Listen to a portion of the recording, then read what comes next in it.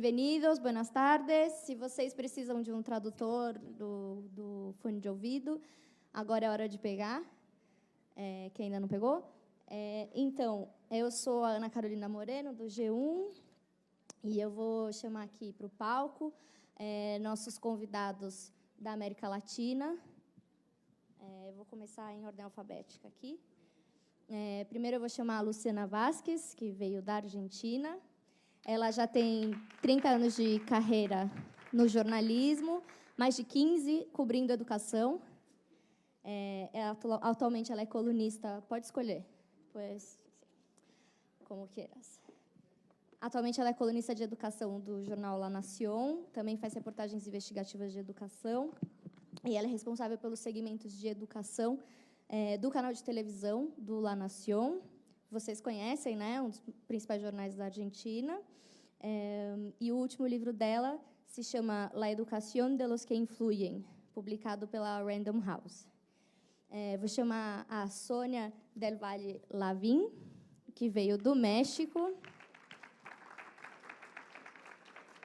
A Sônia tem 25 anos de experiência no jornalismo e 15 deles dedicado ao jornalismo de educação no jornal Reforma.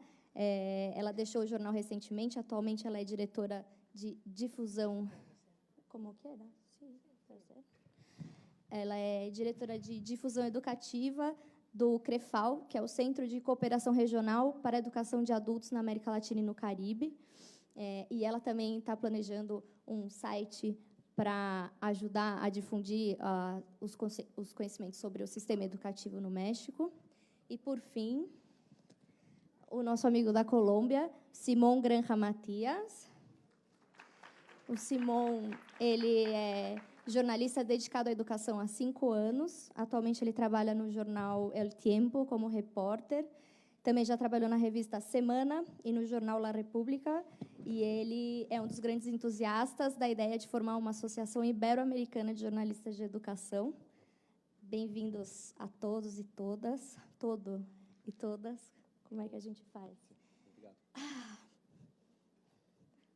Pronto. Lista? Então, tá. Bom, é o seguinte, como eles são de outros países, provavelmente, não sei se vocês já ouviram falar deles, então, daqui a pouco eu vou pedir para eles botarem... eu fiz um PowerPoint com uma reportagem de cada um, que eu vou mostrar para vocês. Vai ter um link encurtado, se vocês quiserem já abrir no celular de vocês para ler a matéria e saber um pouquinho mais sobre como foi o que está escrito no texto, porque não vai dar para ler aqui, né? Mas só para a gente estimular alguns temas, né? E vocês conhecerem um pouquinho mais sobre o trabalho deles, tá bom? Eu vou começar, se quiser, já posso... Ele vai botar aqui atrás.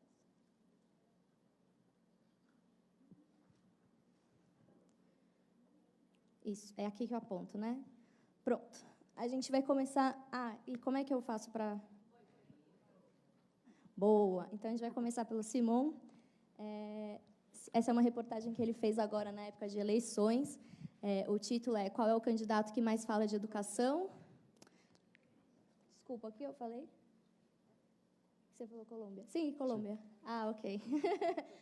E o que menos fala de educação? Eu falei começar pelo México? Perdona. Agora estou... Vale. Então, vamos lá, Simón. Eu queria perguntar, vocês já acabaram de ter eleições, né?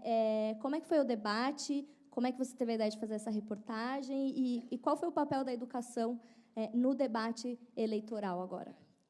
Bueno, este fue un ejercicio periodístico de datos, ¿verdad? Lo hicimos en convenio con una fundación privada, que es, digamos, como una asociación de empresas que se dedican como a vigilar el sistema educativo en Colombia. Ellos lo que hicieron fue que contrataron a una empresa que se dedica a extraer datos y a analizar datos, y me pasaron a mí la base de información. Básicamente eran millones de datos, porque lo que hicieron fue que de una fecha a otra eligieron ciertas, digamos, como palabras en redes sociales especificamente Twitter e Facebook, de los 5 candidatos. Dos 5 candidatos à presidência da Colômbia. E, por meio disso, eles conseguiram ver qual que mais falava de educação. Qual era a intenção? A intenção era principalmente ver qual é a quantidade que realmente de palavras que quanto importava esse tema para eles. E o que eles estavam dizendo sobre isso? E também qual era a resposta que eles recebiam do público, das pessoas que seguem esses candidatos na rede social. Então, tá completa, não está completa a página, mas abaixo você pode ver os dados no gráfico. Já são 5 candidatos, eram 5, na verdade, para a presidência. E aí vocês podem adivinhar quem ganhou. De todos esses 5, foi aquele que menos falou de educação. Então, nas redes sociais, o que menos falou de educação foi o que ganhou. E o Ivan Duque, que é o que está no extremo direita, literalmente, não só na foto, mas também politicamente, o que está de extrema direita, ele é o candidato do que foi a presidente há 8 anos, que foi o Álvaro Uribe, que teve um período de presidência de 8 anos. Então, bom, é um personagem bem interessante na Colômbia. E do lado contrário, que está na metade, que é o Sérgio Fajardo. E, bom, é algo que é bem interessante, porque o lema dele era educação. Então, foi um exercício léxico, que era ele que mais falava de educação, mas falar de educação não necessariamente significa que tinha maior impacto, porque não tinha tantos seguidores, porque as pessoas não reagiam, porque ele não é tão polêmico. Então, as pessoas não reagiam, digamos, tanto da mesma forma. Então, no momento foi bastante compartilhada e lida. E a parte interessante é que, para o segundo turno, depois ficaram só 2 candidatos, que são os da direita, o Ivan Duque, o que ganhou, e o seguinte, que é o Gustavo Petro. E ele é da extrema esquerda, então estava totalmente dividido, né, o país, direita e esquerda. E, por curiosidade, depois nós fizemos um exercício de comparar se eles estavam falando mais de educação, e aí foi realmente bem efetivo, porque esse exercício de jornalismo nos pressionou para que eles colocassem a educação na agenda. Essa nossa mesa ela vai ser mais uma conversa, tá? Não vamos ter tempo de apresentação diferente, a gente quer fazer mais dinâmico e, claro, vocês estão convidados a mandar perguntas, tá bom? A gente está contando com isso. Eu vou já passar agora para o México, com a Sônia. Nunca fiz isso. A Sônia, esse é um site da Sônia, que tem algumas informações, é um site bastante extenso, com muitas informações sobre uma reforma muito importante que aconteceu no México em 2013. Eu vou resumir rapidinho para vocês, e aí ela comenta como isso pegou no debate eleitoral também, né, na campanha, que também foi bem polarizada no México esse ano. Em 2013, o Peña Nieto, quando ele assumiu, ele fez uma série de reformas, entre elas uma reforma constitucional na educação, que mudou completamente a forma de ingresso dos professores nas escolas. Então, antes de 2013, metade das vagas para os professores nas escolas estavam nas mãos dos sindicatos de professores, e eles definiam, mais ou menos do jeito que eles queriam, quem ia trabalhar em qual vaga. E a outra metade para o governo. E depois de 2013, agora, as novas vagas que vão abrindo, elas vão sendo ocupadas por meio de concursos públicos e com regras, enfim, e pré-requisitos, né? Então, eu queria falar, nesses 5 anos, qual foi o impacto dessa reforma e como é que ela entrou no debate eleitoral? Bom, eu acho que o primeiro ponto que eu tenho que falar é o seguinte: o setor educacional no México tem muito pouco tempo que é discutido como política pública nos meios. Isso é muito importante. De maneira geral, os meios de comunicação discutem temas relacionados com a pedagogia, com a assistência social, entre outras coisas, mas pouco se fala de política. E quando eu falo de política, eu falo de um tema que é o seguinte, que é o acordo político que é feito, que faz com que cheguem coisas ou deixem de chegar coisas às escolas. E, por isso, como por consequência, as crianças possam aprender. E, quando eu falo de política, eu falo de programas. E, claro, que um dos maiores temas dessa política está relacionado com a avaliação dos professores, porque ao longo de muitos anos a avaliação dos alunos foi uma prática constante. E no sistema educacional, tanto nas escolas como também fora das escolas, mas no caso dos docentes, dos professores, sempre foi uma avaliação voluntária, porque o sindicato, que é um dos mais poderosos, digamos, na América Latina, o sindicato dos professores, que tem 1.700.000 afiliados, ele é parte dessa discussão política. E, por muitos anos, a discussão da política educacional esteve centrada no Ministério da Educação e no sindicato. Então, a sociedade sempre ficou ausente desse debate, dessa política, e também de participar disso, até mesmo de conhecer, porque quando a gente fala que a gente tem um dos 5 sistemas educativos maiores do mundo, que junto com o Brasil e também com outros 3 países, China, Egito e os Estados Unidos, são os países que têm uma matrícula muito grande, que tem muitos professores, mas 90% da gente nossa educação é pública. E isso é muito difícil de sugerir. E o sindicato, claro, tem muito poder e faz essa discussão e discute a sua própria agenda, seu próprio salário e também a política que vai ser implementada nas escolas. E desde que o país se lembra, desde a Revolução Mexicana, vou contar isso bem rápido, porque tem a ver com a maneira com que o sindicato e os professores foram entregues ao sindicato. Todos os sindicatos estão a serviço ao Estado, têm 50% das vagas, dos postos de trabalho são deles, isso é por lei. Então, o que acontece? Quando começa essa primeira negociação, ou quando é feita a reforma educacional de 2013, uma das coisas que o governo teve que fazer para realizar essa mudança foi o seguinte: colocar a liderança sindical na cadeia e fazer uma reforma do pacto político com os partidos políticos. E entre aspas, as costas para os professores. Eles não participam dessa conversa da reforma constitucional e que tira, sobretudo os sindicatos, o poder de decidir. Eles não vão poder decidir mais a quem eles vão dar essas vagas de professores. E isso faz o seguinte: faz com que a ala mais conservadora do sindicato, porque eles estavam sempre alinhados à presidência da República, faz com que eles vissem uma forma de resolver 2 problemas ao mesmo tempo. O dia que a reforma educacional é promulgada é o dia que essa presidente desse instituto é presa. Então, foi um golpe centrado, não teve muito tempo para discutir isso, não teve como que falar muito, porque a dirigente vai parar na cadeia.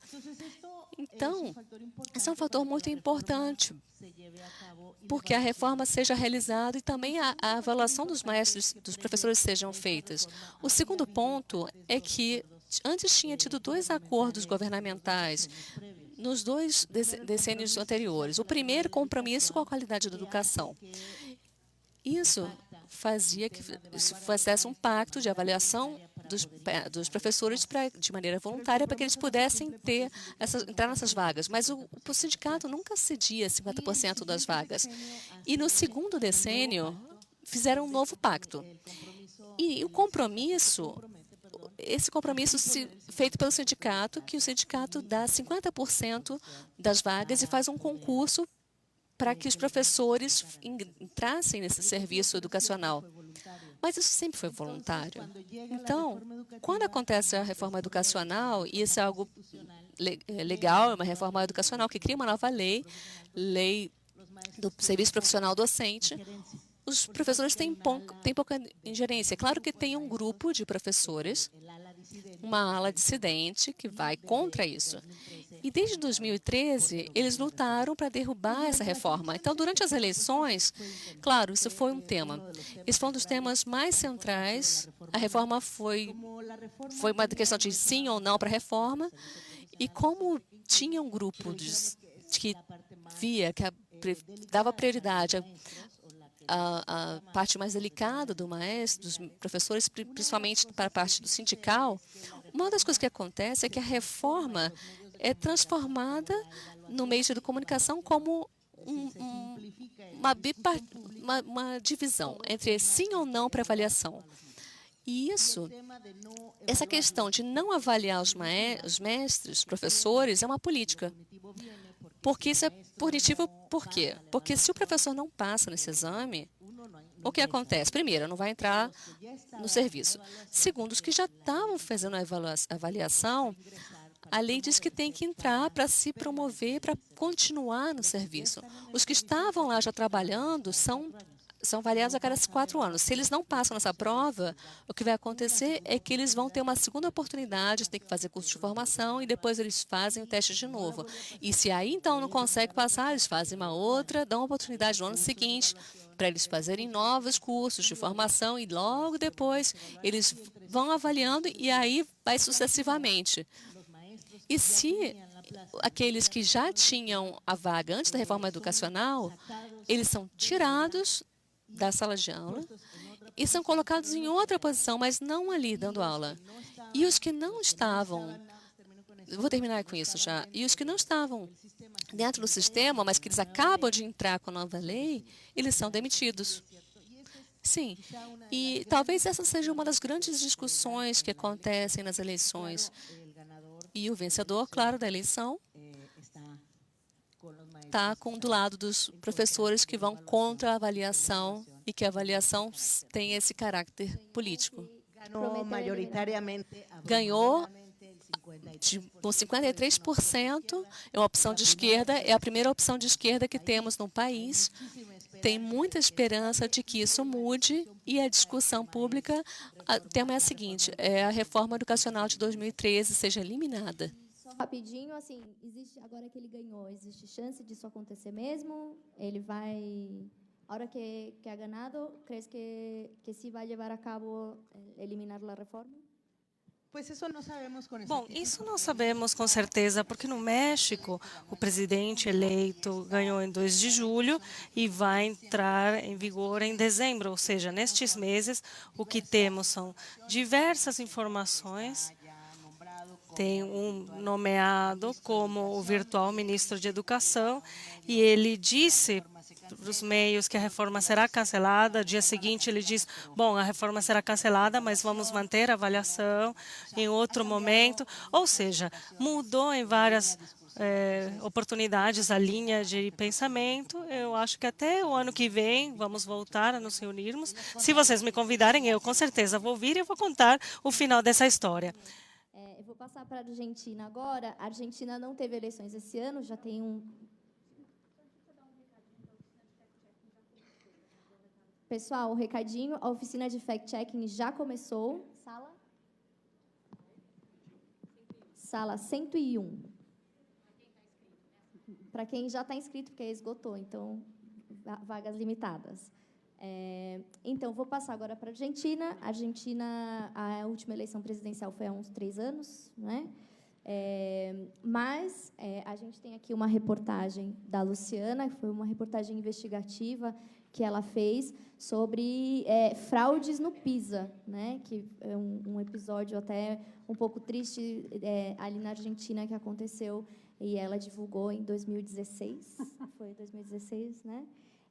Queria que você explicasse um pouquinho o que aconteceu com o PISA na Argentina e a questão, né, que o PISA foi aplicado em uma gestão e os resultados saíram na gestão seguinte, depois das eleições, né? Como é que foi isso? Bom, no caso das provas PISA, foram em 2016, e é interessante porque tem a ver com o tema eleitoral por um motivo. O ministro da época era Esteban Bullrich, o ministro que tinha sido, durante os longos anos do macrismo do atual presidente Macri, que foi prefeito da cidade de Buenos Aires, tinha sido o ministro de Educação estrela. E ele se caracterizou nessa disputa entre o kirchnerismo e a centro-direita liberal macrista da cidade de Buenos Aires por conformar a caridade educacional, enquanto que kirchnerismo mantinha a inclusão, a polarização entre oficialismo e oposição, colocou o macrismo com a bandeira da qualidade educacional.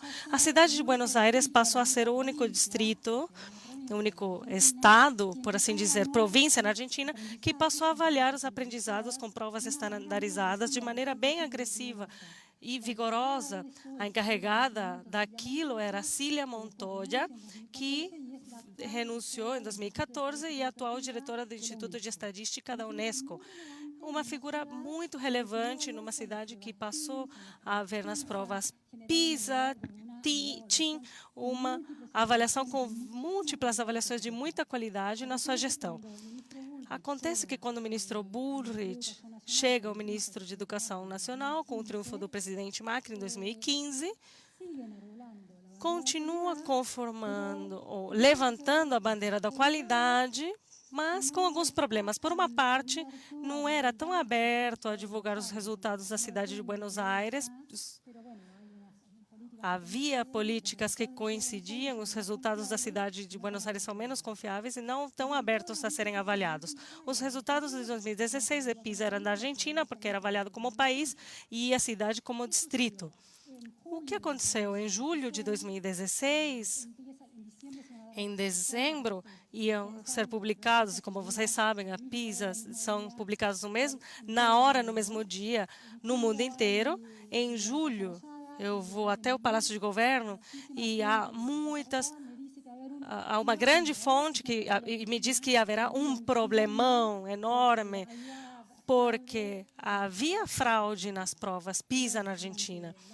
Portanto, ao longo dos meses, estudamos o assunto e, no dia anterior à divulgação dos resultados, eu publico este artigo com o pessoal que dirige as avaliações educacionais na OCDE, que confirma que a Argentina continuará sendo excluída do ranking, mas que houve sérios problemas na realização das amostras. As amostras em estatística, não poderia se falar em fraude, mas que as amostras não eram confiáveis, portanto, que os resultados da Argentina valiam para os alunos que participaram da amostra, mas que não poderiam ser excluídos ao sistema em geral. Ou seja, quebrava a continuidade histórica da prova PISA e a Argentina perde a oportunidade de ter resultados confiáveis. E a cidade não fica selecionada. Então, quando são publicados os dados, a Argentina não aparece no ranking. Há um chamamento desse caso. A cidade aparece, sim, melhorando significativamente, 40 pontos em média, um ano de melhora de uma prova para outra. Fora Portugal, não houve um distrito com uma melhora dessa maneira, mas não houve problemas nas amostras. Aconteceram duas coisas diferentes. Por uma parte, a prova PISA, a implantação e a elaboração das provas de 2015 foi feita na Argentina na gestão do kirchnerismo. Havia suspeita de que, como a divulgação dos resultados ia ser feita na gestão do macrismo, pode ter havido alguma situação de manipulação ou alguma coisa contra na gestão kirchnerista, porque na Argentina parecia melhorando 30 pontos.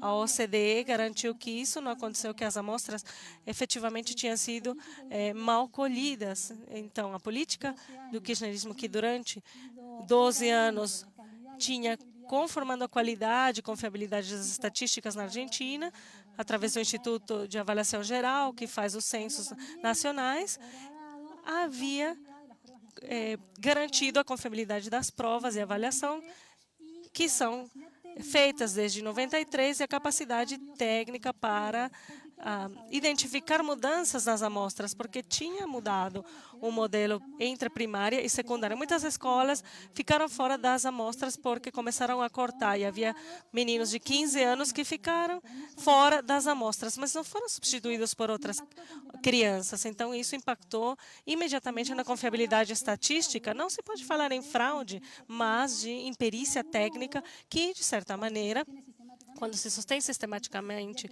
essa imperícia técnica, se torna uma política pública. Se você não forma equipes técnicas nas faculdades, pessoas capazes de trazer estatísticas confiáveis é um problema de política pública, e isso aconteceu nos 12 anos de kirchnerismo.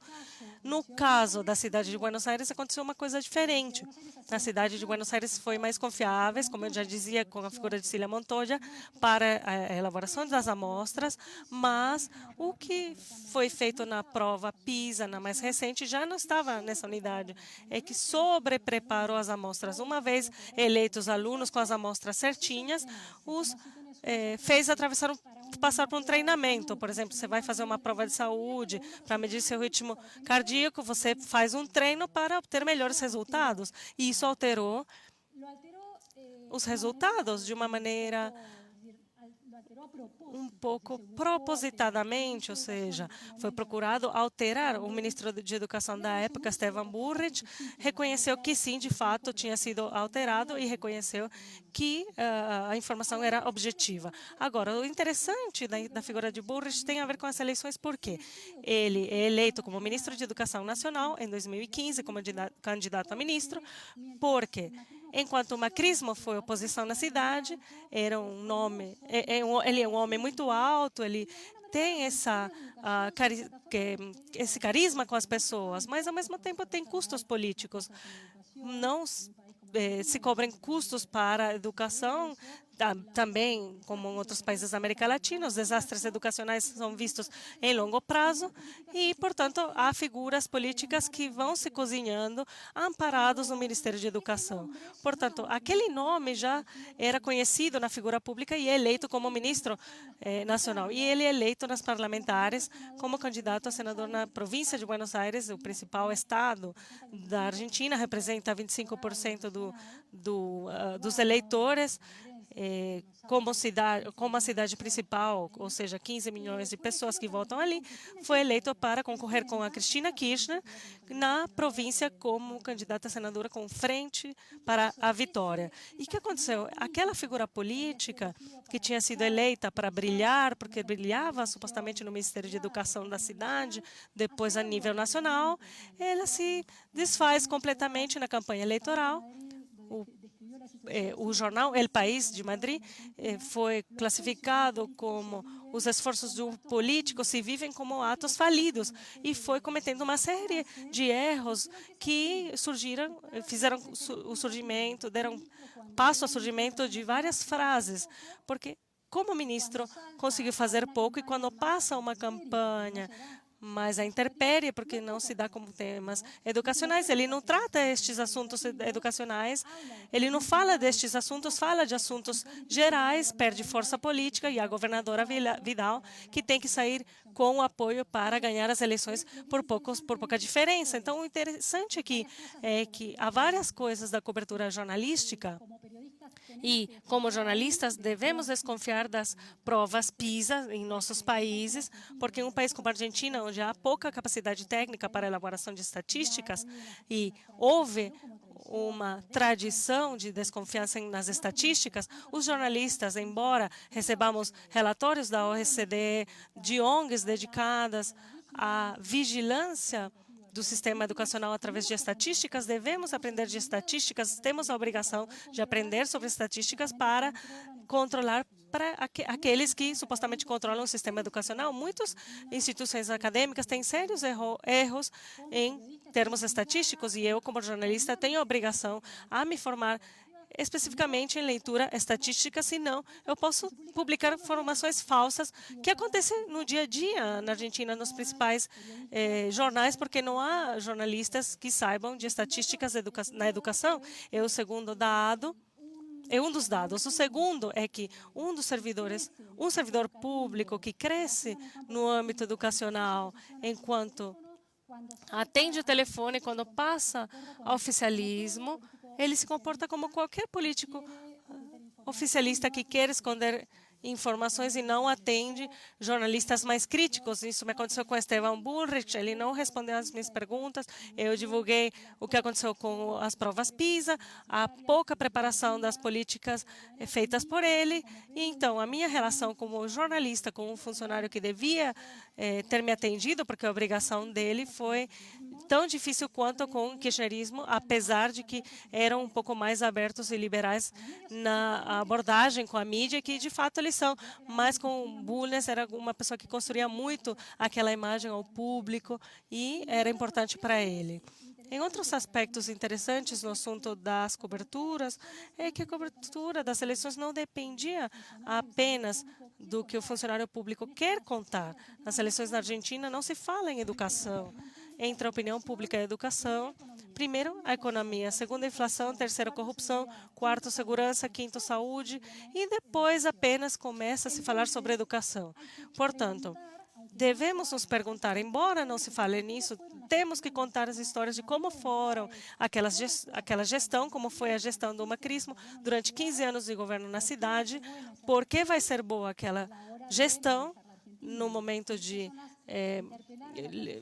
governar a Argentina, isso em termos de gestões antigas.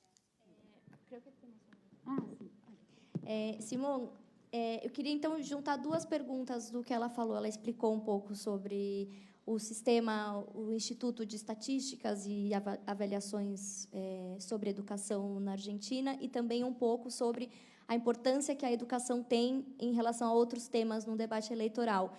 Como é que é na Colômbia a questão das estatísticas, das avaliações, que avaliações estão disponíveis, existem esses dados, tem transparência? E as pessoas levam a educação a sério no debate eleitoral em relação a outros temas também? É um debate qualificado? Ok. Bom, eu digo que, de maneira geral, na Colômbia, e historicamente, devido ao conflito que vivemos por 50 anos, outros temas que não sejam conflitos talvez fiquem um pouco esquecidos, certo? Quando começou esse processo de transição, quando foi assinado a paz com o governo e com a guerrilha das Farc, uma das principais políticas do Juan Manuel Santos, que foi o presidente até amanhã, porque amanhã tem essa mudança de governo, uma das suas principais políticas foi a educação. Bom, você decidiu estabelecer a Colômbia como um país mais educado para o ano 2025. Quer dizer, o país mais educado da América Latina. Então, um país que ganha Chile e outros países daqui. E isso inclui as provas PISA. Então, nessa ideia de ser o país mais educado da América Latina para o ano 2025, foi decidido que se participasse de várias provas internacionais. Ou, pelo menos, que dessemos mais ênfase ao que estava acontecendo com as provas. Na Colômbia, existe um instituto que se dedica à medição e à qualidade da educação, que se chama IFEX. E estamos falando sobre isso, sobre o que significa essa sigla. F não tem nenhum sentido, senão Instituto Colombiano do Sistema de Qualidade Educativa. E a F está esquecida, eu não sei por quê. Eles criaram uma ferramenta, ela se chama ISE, Índice Sintético de Qualidade Educacional. E é uma ferramenta que é muito eficiente, na minha opinião. Eu não sou especialista, sou jornalista, mas me parece muito eficiente. E é uma ferramenta que não só mede o quanto as crianças sabem, mas também o que eles sabem nas provas de matemática e em outras matérias, mas também a qualidade da instituição em relação à infraestrutura, também ver se os professores estão bem preparados ou não. E, a partir daí, eles tiram uma média. Em relação à transparência da informação, conversamos isso uma outra vez, e a informação que eles publicam nos meios de comunicação, o que nós chamamos são comunicados de imprensa, bom, está bem manipulado. E isso favorece o governo. Claro, sempre vão dizer nos comunicados de imprensa que a Colômbia está melhorando, que a Colômbia vai conseguir ser o país mais educado e por aí vai. Então, nesse lado, eu não sei quão transparente é, mas com certeza a gente tem acesso a muita informação, às frentes diretas. Então, por exemplo, se você vai a esse instituto, o IFEX, na página web dele, você pode encontrar toda a informação, baixar todos os resultados, e aí você pode analisá-los. O que acontece? Os meios de comunicação, e eu acho que isso é um fenômeno geral da América Latina, é que tem poucos jornalistas de educação dedicados só a essa fonte, que conhecem, por exemplo, esse índice na Colômbia, Então, a maioria dos jornalistas ficam aí com comunicados de imprensa que o governo passa e pronto. Então, o resto, sim, publica essa informação dizendo está uma maravilha na Colômbia, estamos melhorando, está tudo muito bem. Mas, claro, alguns jornalistas, e eu me considero aí como um deles, que a gente quer, aqueles que querem exercer um pouco mais de pressão em relação a isso, a gente vê um outro ponto a favor. Esse Instituto de Qualidade Educacional, o IFEX, tem vários programas. E eles convidam aos especialistas das universidades, os pesquisadores, para que eles tirem esses resultados e façam pesquisas sobre isso. Isso é muito bom, porque então eles pegam os resultados e a gente pode consultá-los, pode consultar os especialistas, qual a opinião deles e sobre esses resultados. Então, quando eles saem e dizem que melhorou a educação, sim, melhorou, mas é representativo, ou Colômbia tem carências importantes em matemática ou em outra matéria. Isso é para responder sobre a primeira pergunta sobre as provas. Em relação ao quanto se falou sobre educação nas eleições, bom, como mostramos nesse exercício de jornalismo de dados, que é uma ferramenta super interessante, porque eu estava dizendo, como dizia a Luciana, né? Isso tem muitos dados, muitas cifras, muita estatística, que a gente pode usar e que mostram coisas muito interessantes. Essas ferramentas, por exemplo, que eu utilizei para fazer esse jornalismo, é grátis, se chama Infogram, e são bonitas, são boas, são atraentes. Então, eles demonstram aos nossos eleitores uma informação bem completa. E é muito útil. Então, utilizar isso com os resultados que a gente conseguiu, e a gente percebeu que tinha certos candidatos que falavam mais de educação, outros que falavam menos. Também fizemos exercício para saber quais eram as palavras relacionadas com o tema que eles mais falavam. Claro, educação é a primeira, mas aí depois também um falava sobre educação superior, outro falava de primeira infância. E, na verdade, é curioso, porque foram feitos muitos debates. E no momento das eleições, os debates que eram sobre a primeira infância, sobre a educação, não continuavam. Esses debates, o candidato não ia para frente. Era um tema que, na Colômbia, eles não prestam muita atenção. Na verdade, o povo colombiano, um dos principais que eles pedem aos candidatos à presidência é uma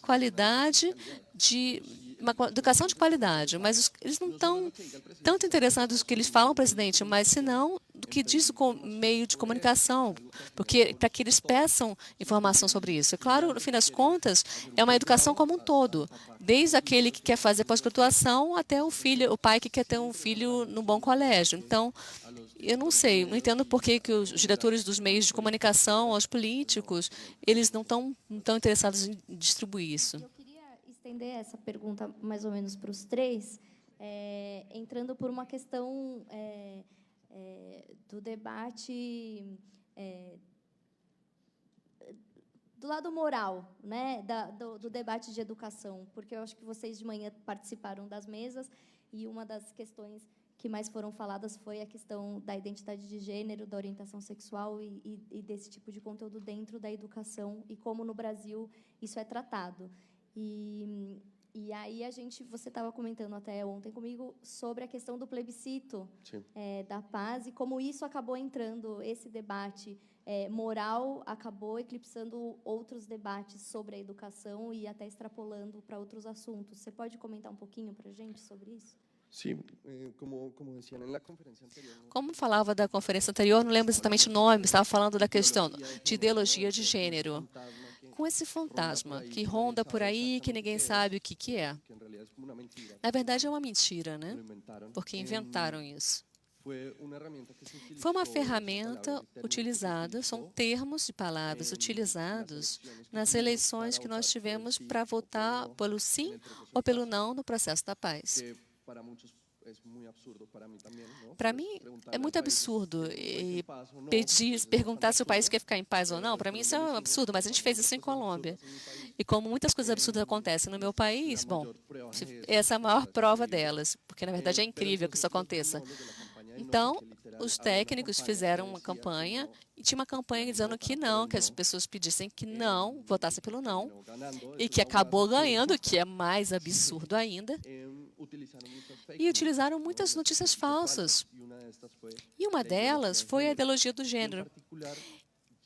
E, em particular, isso tocou profundamente aos colégios e à educação.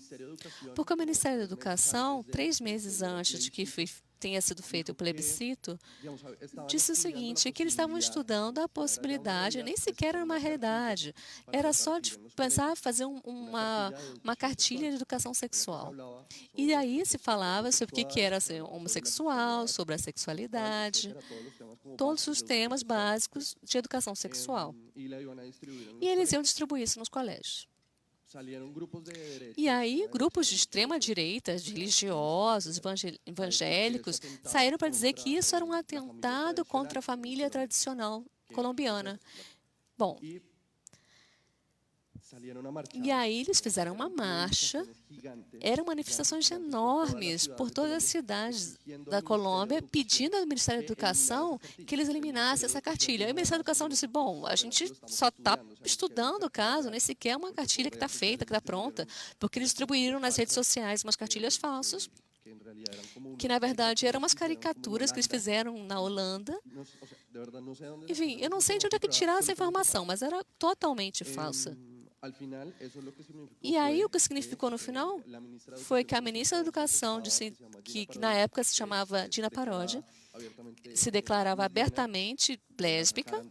Ela foi tirada do governo porque essa mobilização ia contra a imagem da paz e do presidente Santos, então isso teve bastante força. E depois, esse grupo disse que a ideologia de gênero estava nos acordos estabelecidos com as Farc. Então, inclusive, eles colocaram no texto a contar quantas vezes tinha a palavra gênero. Nem sequer a ideologia de gênero, mas gênero. E, claro, o acordo de paz tinha que falar de gênero, porque tinha muitos atos contra o gênero das mulheres, violações, estupros, enfim. Então, foi utilizado como ferramenta e foi bem efetiva, porque ganhou ou não. Ainda é um tema que se continua falando na Colômbia. Os grupos de extrema-direita continuam dizendo que a ideologia de gênero é uma realidade e que é um raio que vai chegar e nos vai transformar em homossexuais.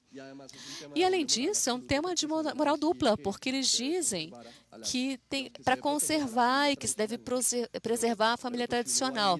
Mas se alguém vai e olha o número de abuso infantil sexual, pelo menos na Colômbia, eu acho que no mundo, na verdade no mundo inteiro, as pessoas que sofrem maior risco são as crianças. E isso acontece a maior parte do tempo nas casas dessas famílias tradicionais, né? É o pai que viola a criança, a menina, ou é o irmão, ou é o tio que faz isso. Então, é um tema de moral dupla, então a desculpa foi a educação.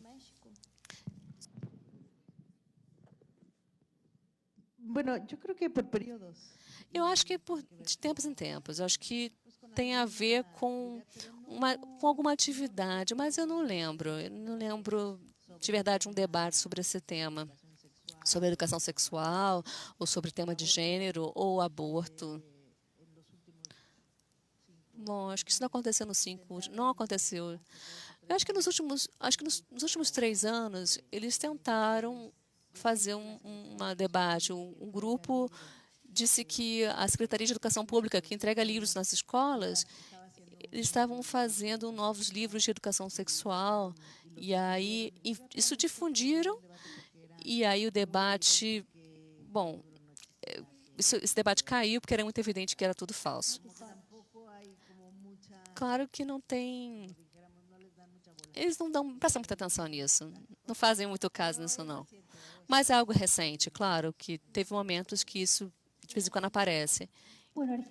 Na Argentina é um pouco diferente nesse ponto.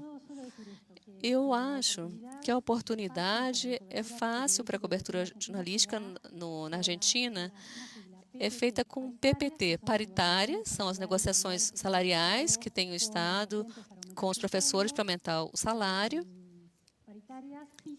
PISA, que são as provas, que tem um certo espaço para falar sobre educação, e a T é sobre tomada de colégios por parte dos estudantes, que é de tempos em tempos, especialmente na cidade de Buenos Aires. Os estudantes são mais militantes, eles tomam esse colégio. E algumas delas acontecem por causa de discussões. Ano passado, teve uma que tem a ver com a situação de abusos. Foram abusos de necessidade de implementar a lei de educação sexual e todo o movimento de Nenhuma Menos, que avançou muito na Argentina para evitar o feminicídio e também para ratificar o direito das mulheres.